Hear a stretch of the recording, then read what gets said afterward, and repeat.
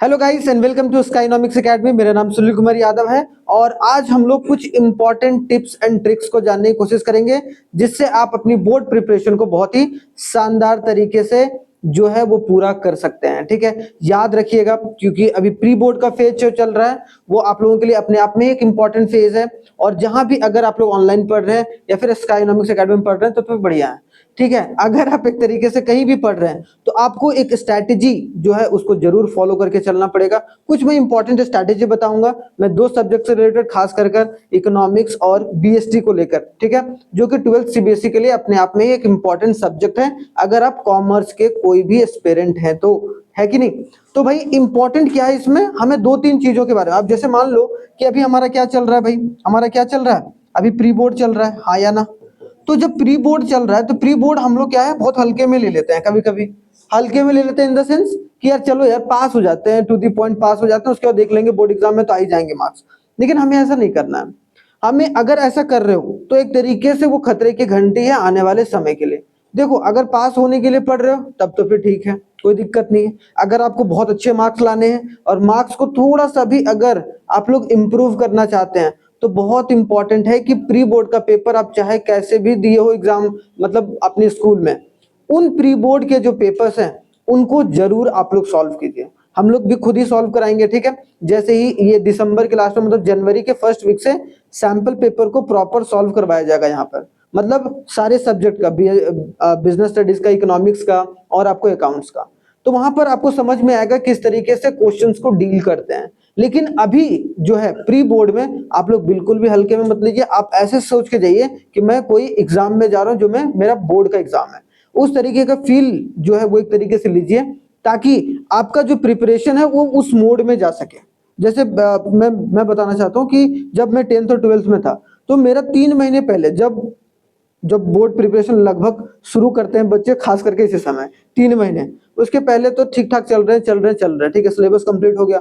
अब जो 3 महीने हैं, 3 महीने में हम हर एक सब्जेक्ट को एक तरीके से हर एक दिन समय देंगे। मतलब 5 घंटा 5 सब्जेक्ट को आपको देना ही देना है। मतलब दिन भर में अगर आप ऐसा नहीं कर पा रहे हैं, आप मान लो कि स्कूल वाले ज्यादा व्यस्त रख पा रहे हैं या फिर मान लो कि ये प्रैक्टिकल है वो प्रैक्टिकल है, प्रैक्टिकल बनाने में आप जुट जाओगे तो प्रैक्टिकल बनाना वो तो ठीक है, सही बात है, कोई दिक्कत नहीं है। लेकिन आप 20 नंबर के चक्कर में 80 नंबर खराब नहीं कर सकते हैं।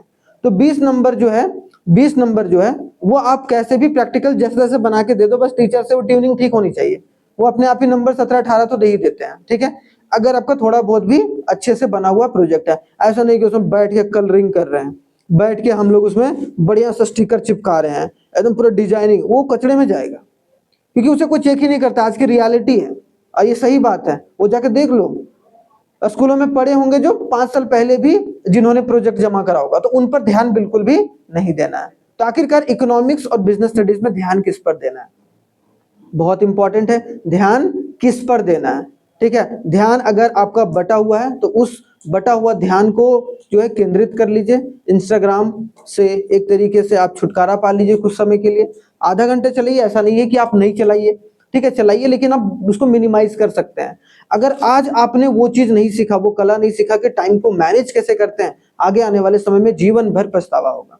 ठीक है, ये बात बहुत छोटी लग रही है लेकिन बात बहुत बड़ी हो जाती है आगे आने वाले समय में, क्योंकि आप हमेशा चीजों को टॉलरेट करते रहते हो या फिर चीजों को जो है वो एक तरीके से टालते रहते हो। जितना टालोगे, प्रोक्रास्टिनेट करोगे, उतना ही एक तरीके से चीजें जो है वो जटिल होते जाएंगी आपके जीवन में। चाहे आप अभी मान लो कि कुछ नहीं पढ़े हो, मान लेते हैं कुछ नहीं पढ़े हो, तब भी एक तरीके से इस वक्त अगर आपने सही तरीके से पढ़ना स्टार्ट करा, जेन्युइन रूप से मात्र 5 घंटे पढ़ो, 5 सब्जेक्ट है, हर एक दिन एक चैप्टर को उठाओ और इस तरीके से पढ़ो कि 1 घंटा में एक चैप्टर कंप्लीट हो जाए।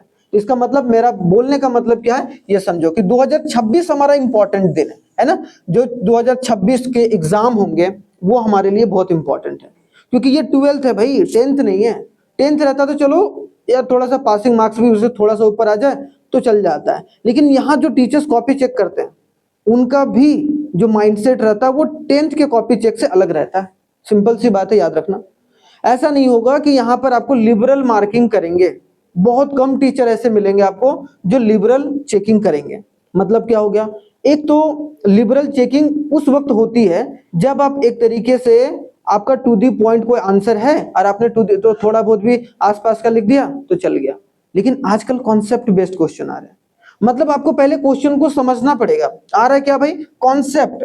अगर आपको वो कॉन्सेप्ट ही नहीं आ रहा है, क्या मैंने बोला फिर से समझो, कॉन्सेप्ट ये वाला वर्ड जो है अपने आप में ही देखो महाभारत है। कॉन्सेप्ट, उस कॉन्सेप्ट को समझने की कोशिश करो रादर देन आप ये सोचो कि यार चलो मिलता जुलता तो लिख देते हैं, कुछ ना कुछ तो नंबर दे देगा, वो तो सबसे लास्ट वाला चांस है। लेकिन हमें ऐसा नहीं करना है। तो हमें करना क्या है वो मैं बताने की कोशिश यहाँ पर करने वाला हूँ कुछ। देखो सबसे पहले हम लोग बात करते हैं इकोनॉमिक्स के, ठीक है? किसके बारे में बात करते हैं भाई? इकोनॉमिक्स। आप जानते हैं मैंने यहाँ पर 3 अलग अलग पार्ट बनाए, इसका बेसिक सा अंतर है, इसका बेसिक सा मतलब क्या है ये समझिए। पार्ट ए में आपको पूछा जाता है मैक्रो इकोनॉमिक्स, कोई दिक्कत नहीं, यहाँ तो ये बात पता है, ठीक है, मैक्रो इकोनॉमिक्स। दूसरा पार्ट में आपको इंडियन इकोनॉमी पूछा जाता है, कोई दिक्कत नहीं। अब सर ये तीसरा जो ढांचा है वो आपने किसके लिए तैयार किया? ये है कॉन्सेप्ट, कि इन दोनों के कॉन्सेप्ट को, मतलब इसको प्लस कर दो, इसको प्लस कर दो, यहां से एक निकल के आया कॉन्सेप्ट। क्या निकल के आया भाई? कॉन्सेप्ट। तो कॉन्सेप्ट अपने आप में ही इंपॉर्टेंट हो जाता है, कॉन्सेप्ट को समझना जरूरी है। अगर आप कॉन्सेप्ट को नहीं समझ रहे हो, कॉन्सेप्ट का मतलब ही क्या होता है ये समझो। मतलब अगर कोई क्वेश्चन आया आपको नहीं आ रहा है, ठीक है, कोई दिक्कत नहीं है, लेकिन जैसे मान लो एग्जांपल के तौर पर मैं बोलता हूं मैक्रो इकोनॉमिक्स में theory of income and employment से क्वेश्चन उठाते हैं, ठीक है, theory of income and employment. एक एग्जांपल दे रहा हूं ताकि आपको चीजें समझ में आए, ठीक है। एम्प्लॉयमेंट, अगर आपको कहीं पर मार्जिनल के बारे में बात हो रहा है, मार्जिनल प्रोपेंसिटी टू कंज्यूम के बारे में, किसके बारे में? Marginal propensity to consume. तो यहाँ पर क्या दिमाग लगाओगे अगर इससे रिलेटेड अगर कॉन्सेप्ट क्या क्या होना चाहिए? पहली बात भाई, मार्जिनल प्रोपेंसिटी टू कंज्यूम जो है वो आखिरकार किससे रिलेटेड है, ठीक है, और वो क्या बताने की कोशिश कर रहा है?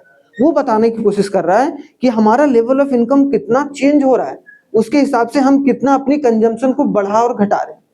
सिंपल सी बात है। हम लोग लिखते हैं क्या? डायरेक्टली लिख देंगे, एक दो भाई हम लोग डायरेक्टली लिख देंगे change in consumption upon change in income.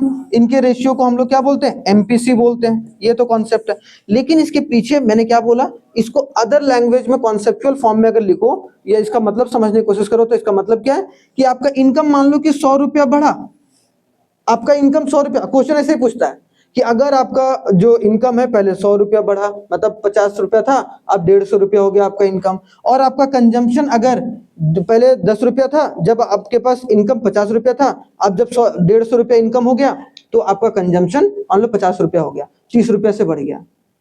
तो इसमें कौन सा कॉन्सेप्ट लगा हुआ है? तो हम लोग ये बोलेंगे इसमें मार्जिनल प्रोपेंसिटी टू कंज्यूम का कॉन्सेप्ट लगा हुआ है कि इनकम इतना बढ़ा। उसमें हम लोग ये डेफिनेशन नहीं ले देंगे कि change in income by change in consumption by change in income, ना, वहां पर अलग तरीके से चलना है।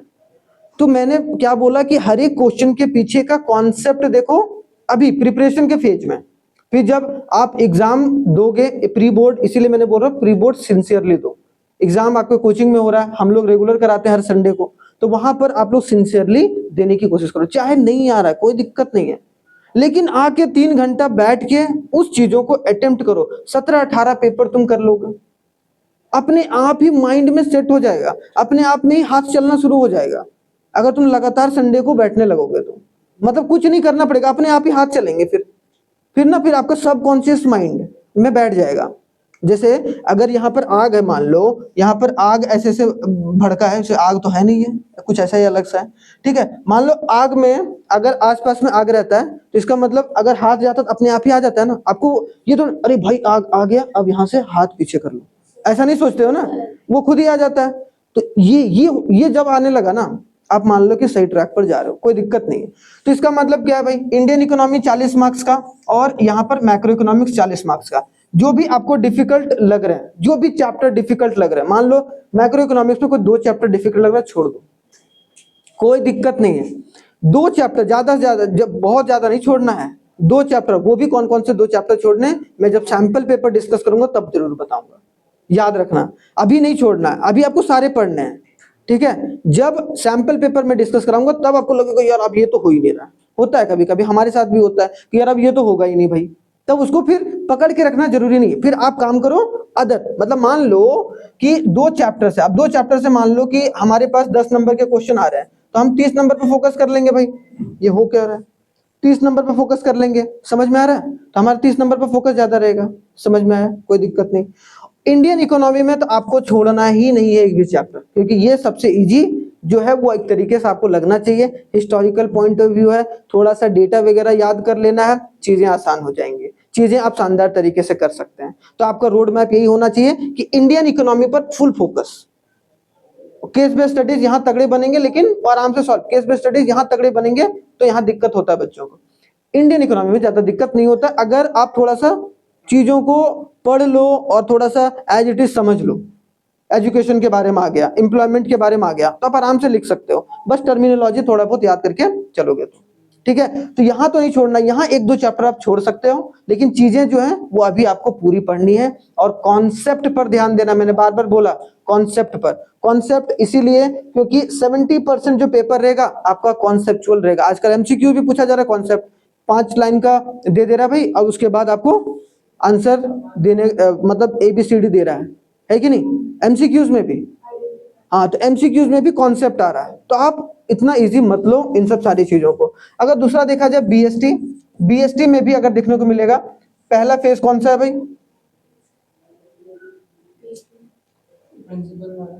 प्रिंसिपल, जहां मैनेजमेंट के बारे में बात किया गया, जहां पर मैनेजमेंट वाला बात किया गया, मैनेजमेंट ना, मैनेजमेंट में कौन कौन से है भाई? एक तो बिजनेस इन्वायरमेंट हो गया, फिर एक मैनेजमेंट के बारे में हो गया बेसिक सा, एक हो गया प्रिंसिपल ऑफ मैनेजमेंट, और उसके साथ साथ फंक्शंस ऑफ मैनेजमेंट जितने भी हैं, planning, organizing, staffing, directing, controlling, ये तो रटा हुआ होना चाहिए।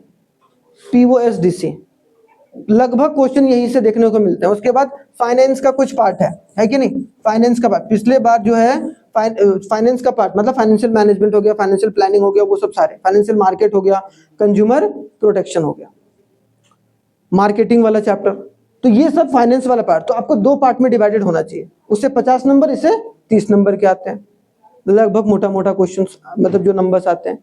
तो आपको फोकस किस पे करना है? आप लोग दोनों पर इसको फोकस करके चलोगे तो यहाँ तो रट सकते ही नहीं हो।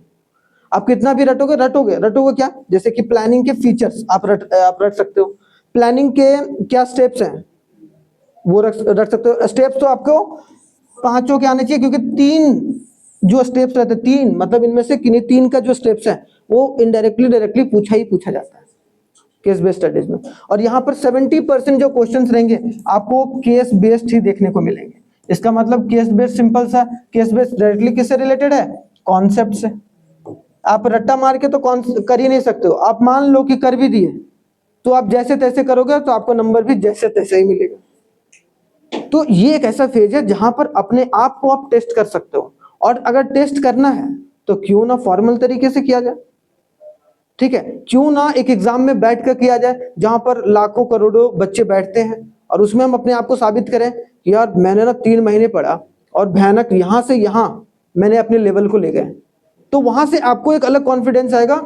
और मैं बता रहा हूं, आप मानो या ना मानो, 12th का जो रिजल्ट आने के बाद जो आपका माइंडसेट होता है और जब आप प्रिपेयर कर रहे होते हैं तब का जो माइंडसेट होता है, उसमें आसमान जमीन का फर्क होता है। कभी भी बैठ के देख लेना, जब बोर्ड का रिजल्ट आ जाएगा उसके बाद का माइंड किस तरीके से तुम्हारा, और जब अभी आप प्रिपेयर कर रहे हो तो किस तरीके का। अगर आप ये कॉन्सेप्ट से सच में चलोगे तो एक तरीके से आने वाले समय में अपने आप को एक अलग स्थान पर पाओगे, एक अलग जुनून होना चाहिए। तो देख रहे हो, तो इसका मतलब क्या मैंने बोला कि एक तरीके से आपको कॉन्सेप्ट पर बहुत ज्यादा ध्यान देना है। और हम लोग वैसे भी फर्स्ट वीक ऑफ जनवरी से, अभी तो हम लोग पूरा सिलेबस तो कंप्लीट करा ही रहे हैं, है कि नहीं? पूरा सिलेबस अभी हमने पूरा लगभग मैक्रो इकोनॉमिक्स लगभग कंप्लीट कर दिया है, ठीक है, क्रैश कोर्स में 1 नवंबर से।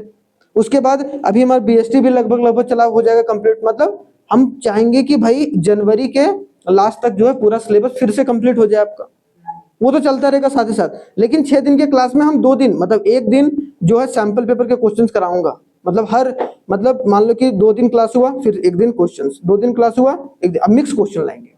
क्योंकि अगर आप अभी चैप्टर वाइज टेस्ट देने बैठोगे गड़बड़ है, मतलब आपका दिमाग मिक्स तरीके से काम नहीं करेगा।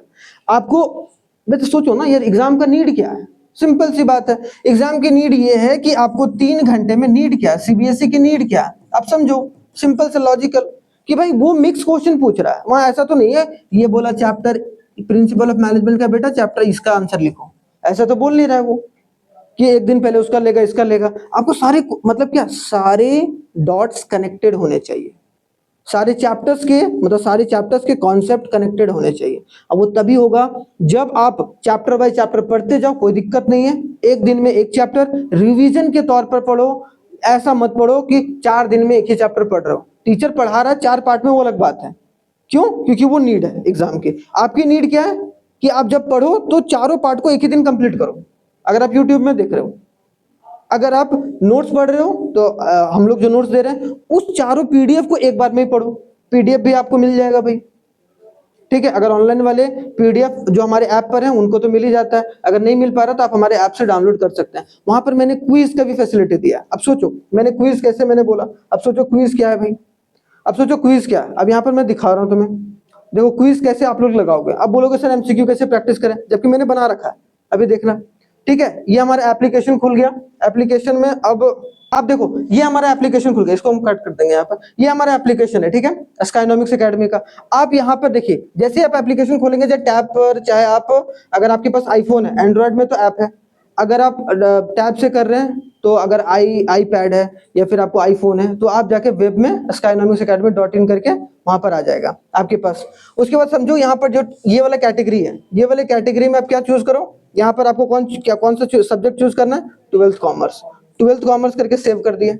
12th कॉमर्स में आपको देखने को मिल रहा है एक तो PYQs है, मैंने सारे PYQs यहाँ पर दे रखे हैं। PYQ बिजनेस इन्वायरमेंट के, जैसे बिजनेस इन्वायरमेंट का हम लोग PYQs निकालते हैं, तो PYQs में क्या है देखो, यहाँ पर पहला क्वेश्चन है, उसके पहला क्वेश्चन यहाँ पर इतना है, उसके बाद फिर आपको यहाँ पैराग्राफ है, उसके बाद आपको आंसर्स भी दिया गया। तो आपको क्या है कि आपको आंसर ढूंढने की जरूरत नहीं पड़ रही है, अब बस go and read that particular question, बस इतना ही करना है कि आपको रीड कर सकते हैं, आप ज्यादा दिमाग ही नहीं लगाना है, ठीक है। दिमाग लगाओगे तो पागल हो जाओगे, ठीक है, तो दिमाग नहीं लगाना। जो कि इस समय जो टीचर दे रहा है वो ये तो नहीं है भाई कि एक तरीके से कुछ सोच समझ के ही दे रहा होगा, है कि नहीं। तो इन चीजों को आप देखकर चल सकते हैं। उसके बाद यहाँ पर बैक कर लो, इसको हटाओ, ठीक है। ये तो मैंने PYQs बता दे। डेली क्विजेस पर जाना, जो मैं बता रहा हूँ डेली क्विजेस। अब आपको BST का ऑर्गेनाइजिंग का क्विज करना है। देखो क्या है, BST का ऑर्गेनाइजिंग का, डायरेक्टिंग का कर लो, प्लानिंग का कर लो, बिजनेस एनवायरनमेंट कर लो, प्रिंसिपल ऑफ मैनेजमेंट। चलो हम मान लेते हैं कि हम लोग प्रिंसिपल ऑफ मैनेजमेंट में पहला क्वेश्चन आया। पहला क्वेश्चन क्या आया भाई, यहाँ देखो, पहला क्वेश्चन हमारे पास है, Taylor called the complete mental revolution on the part of both management and workers. It means मतलब जो भी क्वेश्चंस है, इसमें क्वेश्चंस में आपने जो भी आंसर दिया, मान लो ये आंसर दिया आपने सी आंसर, लेकिन क्या है आपने, मैंने क्या दिया आंसर B, लेकिन वो आंसर C था। आगे इसी तरीके डिसिप्लिन, एक भी आंसर सही नहीं हो रहा है मेरा, है कि नहीं। यहाँ देखो ये सही हो गया, ठीक है। इसी तरीके से आप पूरा ये स्किप कर सकते हो, मान लो कि स्किप कर दिए, स्किप कर दिए, स्किप कर दिए, ठीक है। इसमें बहुत सारे क्वेश्चन है, 30 क्वेश्चन है, देख रहे हो। तो नहीं नहीं, मेरे पास क्या आएगा, मेरे पास नाम थोड़ा ना आता है, मेरे पास सिर्फ मार्क्स आते हैं ना कि किसने। अब देखो जैसे ही आपने अटेम्प्ट करा, मान लो कि हमने अटेम्प्ट कर लिया, अटेम्प्ट करने के बाद आई होप सो आप लोगों को अच्छा लगा होगा, और वीडियोस को देखिए अच्छे तरीके से और सही तरीके से एनालाइज कीजिए अपने एग्जाम को। एप्लीकेशन पे भी जा सकते हैं, वहां पर शानदार तरीके से चीजों को एक तरीके से दे सकते हैं एग्जाम, ठीक है। तो चलिए, थैंक यू वेरी मच, जय हिंद, मिलते हैं बहुत ही जल्दी नेक्स्ट वीडियो में। तब तक आप लोग अपना बहुत बहुत ख्याल रखिएगा, धन्यवाद।